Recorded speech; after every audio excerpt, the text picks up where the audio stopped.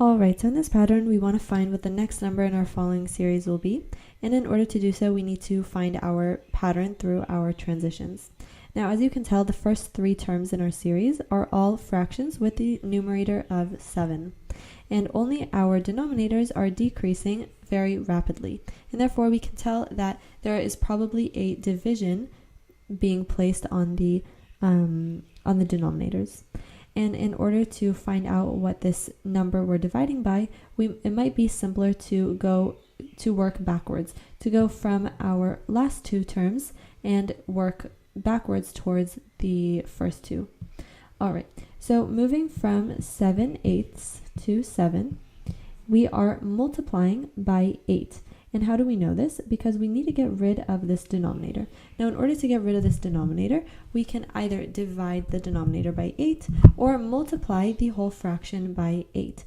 Now, this is the same action. So if we take 7/8 and we multiply it by 8, we get 7 times 8 in the numerator divided by 8 in the denominator.